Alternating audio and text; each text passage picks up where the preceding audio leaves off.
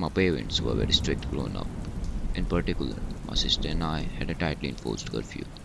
No going out after 6 p.m. As a homebody who preferred to wait in my room, I didn't mind much. My older sister Jasmine hated it. She misbehaved frequently, stayed out late, and made friends our parents didn't approve of. Dad would lock her in the house when she came back from school, and she would throw ear splitting tantrums that gave everyone headaches. The more they tried to control her, the more she rebelled, until she became an absolute menace. We fought a lot too. She spat in my food at the dinner table, and I pulled her hair in return. My parents would scream at her to stop and stand in the corner for an hour as punishment. They threatened that if her behavior continued, they would send her away to a boarding school for difficult children, where the punishment wouldn't be as kind. The final straw came when I was 10 and Jasmine was 14. Mom found a pack of cigarettes in Jasmine's room. She came to us at the dinner table. "Jasmine," she said calmly, holding up the pack, "what is this?" I saw the color drain from Jasmine's face. She's gotten them from an older boy at school. Her expression cycled through fear, dread, denial, and then rage in a few seconds. A violent argument broke out. "F you," she screamed. "They're mine, and you bet I'm gonna smoke them. You can't effing tell me what to do." My parents decided it was time to play their final card. It was boarding school or getting disowned and put up for adoption. They had enough, and as she was becoming older, taller, and more violent, they were starting to become concerned for the family's safety. She had little choice, and a month later, Dad took her on a flight to the boarding school. I don't remember many details about it, but from listening to their conversations, I just picked up the fact that it was in a hilly area in a faraway state, and they took discipline seriously there. No technology, makeup, or drugs were allowed. There was a strict daily schedule beginning at 5 a.m. and ending at 9 a.m. sharp, and those who broke the rules were just served their desserts. "See ya in 50 years," I taunted. "Enjoy being a nun." She stuck her tongue out at me and flipped me the middle finger. She disappeared, and the front door slammed shut. The home was much quiet thereafter. I liked it at first. No more fighting over stuff and screwing around the house. But over time, it got lonely, especially on the evenings and weekends. I now felt like an only child. Despite our differences, Jazz and I did have a few good laughs over dumb YouTube videos, on the odd occasion. 3 months had passed since she had left, but the entire time, I never heard my parents call Jazz or the school for updates. I asked about Jazz a couple times after a few months. "Is she coming back?" I asked. "Of course, dear. She's there for a year, or she'll be back when the school year ends," she replied. The year droned on, and halfway passed in a blink. I started taking violin lessons, and my parents even extended the curfew to let me attend late night school events. It helped me make some more friends, and the extension allowed me to stay at their houses as long as my parents approved of them. Being accustomed to restrictions for my whole life, those allowances were a breath of fresh air. Still, I was alone in our room most of the time, and the house felt empty. I came home from school one day, and both my parents were still at work. As I went to my room and set my things down, I heard the home phone ringing from downstairs. Taking off my coat as I walked down the stairs, I went to answer it. "Hello?" "Help me! Help!" a shrill voice shrieked from the other end. All the hairs on the back of my neck stood up instantly as soon as I heard it, and my heart began to accelerate. I held the phone a bit further from my ear. "Jazz?" I asked. "Heavy," she sobbed, a terrible urgency in her voice. I need help, please. Where's mom and dad?" "They're at work," I replied. "Heavy, I'm sorry." Her voice became quieter. "I'm sorry I spat in your vegetables. I'm sorry I called you a dumbass. Tell mom and dad I'm sorry I gave them help. They didn't deserve all of that. I'm so sorry. I didn't mean to hurt you guys, I swear. I know, Jazz, I said, concerned. But what's going on? Oh my god, they're coming, she whimpered. They're gonna get me. I can't run anymore. I heard a loud smash and commotion on the other side, and screaming erupted from the other end of the line. Ear-piercing screams that would have shattered glass. They became more intense, but quieter, as if she was being dragged away from the receiver. No, no, please, don't, help! The line hung up. Shaking, I called mom and dad immediately. When they came home, I explained what happened and thought Jazz was in serious danger. Mom hurriedly called the school, and the woman on the other end explained that Jazz had a tantrum earlier, but was otherwise fine and didn't want to speak to her. She took that as sufficient and hung up. I pressed her a little, but Dad just pissed her off. It's just one of her tantrums, and she's being dealt with. She's getting the help she needs. I don't want to hear you mention it again, Harry. I never recalled Jazz apologizing during her tantrum. Before then, she had never apologized once in her life. It was very out of character. I knew something wasn't right, but I couldn't do anything about it. I tried calling the unknown number back from the home phone a couple of times when my parents weren't at home, but to no avail. 3 months passed, and some of nights I would wake up drenched in sweat, screams ringing in my ear. The end of the school year came, and I thought it was time for Jasmine to return home. I asked Dad about her. Dave said she's making real good progress, so she's gonna stay for a few more years, he beamed. How do you know she's even alive? I asked. What kind of question is that? He laughed. She spoke to herself, sounded like she'd grown up a lot over the past year. She didn't come back home. Over time, I grew accustomed to being alone.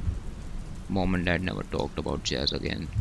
They acted as if she never existed, and for some reason, I never dared to ask. Perhaps, perhaps I would have forgotten I even had a sister if it weren't for the periodic nightmare of the phone call which returned to haunt me every few weeks. When I turned 18, I moved out and went to college. As soon as I left home, the nightmare returned with a vengeance, revisiting almost every night. Back when I was 10, after mom had called the boarding school following the horrific phone call, she left her phone on the kitchen table, and I saw the number. I didn't note it down, but it was one of those that was easy to remember. I specifically remember thinking it was odd that a number had such a long strings of 5. One night in my dorm, I tried to recall the number, typing several possible combinations into my phone keypad and tapping the call button. After a few invalid attempts, I was surprised to finally get through to someone. Hello, this is the boarding school reception? A voice came from the other end. Bingo. Hi there. I'd like to ask about a student who once attended your school. Her name is Jasmine Collins. There was a pause. What is your relation to this student? I'm her brother. She attended the school about 8 or 9 years ago, and I haven't seen her since. Just wanted to know if you knew where she graduated to. I searched the records. Thank you, I said. After a few minutes, she piped up again. Apologies, there are no records matching this name. Are you sure? I frowned. It's Jasminecollins. I spelled it out. Nope, nothing in our system. Silence. I grew frustrated. Listen, I growled quietly. I know something happened to my sister while she was at your school. If you don't tell me exactly where she is right now, I'm going to involve the police. So, we do not appreciate unfounded accusations or threat. If you like, I can do a search. But if nothing comes up, there isn't much I can help with, she said. Jasminecollins. I repeated, do it. 2 minutes passed. My sincerest apologies, said the woman on the other end. I indeed misspelled the name. Miss Collins was a student here until she turned 18. She was discharged thereafter. Would you like the address? A wave of relief ran through me, and my racing pulse began to ease. Yes, please, thank you. She gave me an address in Pennsylvania. The following Friday evening, I took a flight over and made my way to the location. It was a white two-story building in the middle of a well-kept garden. Colorful, well-trimmed rose bushes and plots of tulips lined the perimeter. There was a small fountain on the path that led up to the main entrance of the building. I expected it to be a house or block of apartments and double checked that the address was correct, which it was. I walked into a reception area, glass panels surrounded by wooden frames made up one of the walls, with a door leading to the corridor. A blonde lady was sitting at her desk, and some elderly people were talking in the corridor. There was a colorful poster on the wall celebrating a care home's 40th anniversary. Come join us for a cake. Care home, I thought to myself, confused.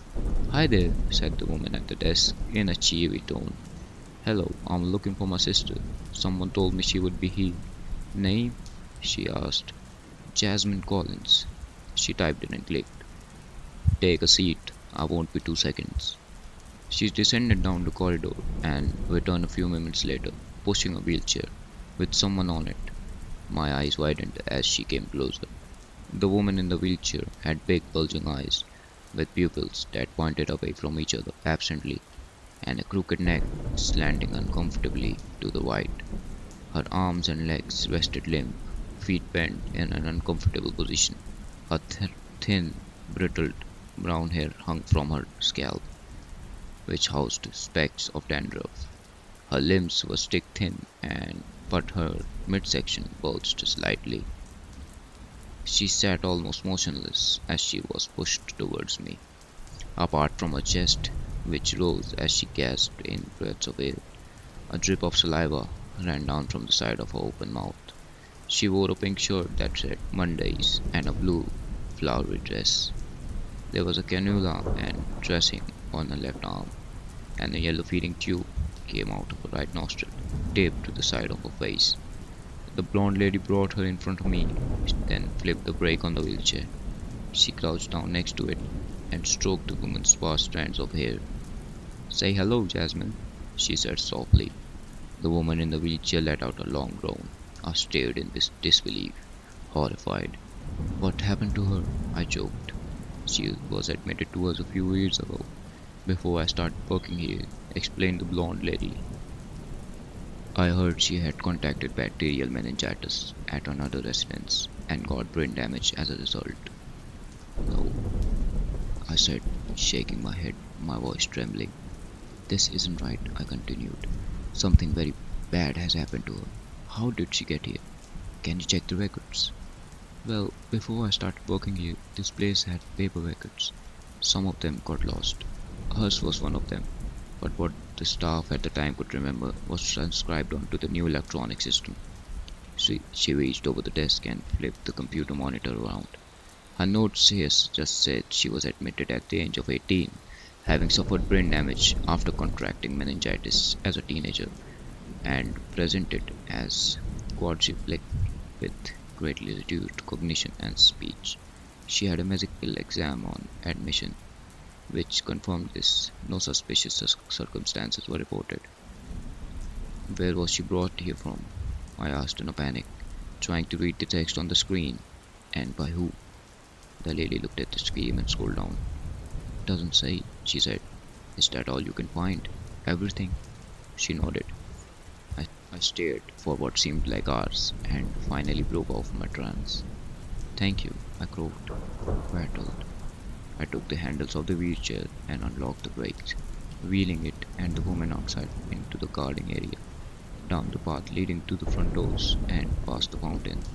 I eventually stopped beside a few far away bench. I sat down, still lightheaded. It was a bright, sunny day. Children walked hand in hand with their elderly and disabled relatives along the green grass, admiring the roses. Some families were having picnics in the distance. A cool breeze swept by, the sound of water flowing like white noise in the background. I looked in the woman's eyes, trying to fight my sister, locked inside. Her gaze shifted to meet mine. I could see in her eyes that she was desperately wanted to tell me something. "What did they do to you?" I whispered. She just stared at me, unblinking. A single tear ran down her left cheek. When I returned to my dorm, I was angry. I wanted answers and picked up the phone to dial mom and dad's house and ask them what they had done. Perhaps I should even call the police first, I thought, pacing up and down my room for hours, thinking about who to call and what I would say. Then I sat down on my bed as a realization came over me. Mom and dad had been good to me. Mom had been diagnosed with breast cancer just before I left for college and seemed to be fighting a losing battle. Dad had lost my grandparents on his side and was slowly losing his eyesight. Their marriage wasn't doing too well, but they had somehow struck it through for the family. Did I really want to do this to them now? I thought back to when I had asked Dad if Jazz was coming home. She spoke to herself. I pondered what I should do next for days upon days, and I came to the conclusion of nothing. Call me a bad person, call me a coward, call me selfish. Believe me, I badly wanted answers to what the hell happened in that boarding school. I just didn't want to lose anyone else. I went to the PA to visit Jazz every college break, pushing her in her wheelchair down the pathways in the park surrounding the care home. Eventually, I graduated and my fiance got our own place. After we had settled in somewhat, we brought back Jazz from the care home to live with us. I knew it we were taking on a big commitment, especially as we were planning to have a family in the near future. But somehow I felt like I owed it. My fiancée Marielle is an absolute star. She was an accountant who mostly worked from home and was happy to accommodate, which is more than most would do for a partner. Marielle even helped prepare Jazz nutrition at home, which we fed her through the NG tube and other aspects of her care. I came home from work one day. "Welcome back, babe," chirped Marielle. I kissed her and hung up my coat behind the door. "How was your day?" I asked. "Decent, same old." "Did you work in the morning?" she replied. "In the afternoon?" I took Jazz out on a walk along the river. I think she tried to say something. "Jazz tried to speak?" I asked, intrigued. "I think so." I listened closely, and she kept repeating something. It sounded like Mariel did an impression. "Heavy." Was she trying to say my name? She pondered for a second. "No, I think it sounded more like sorry."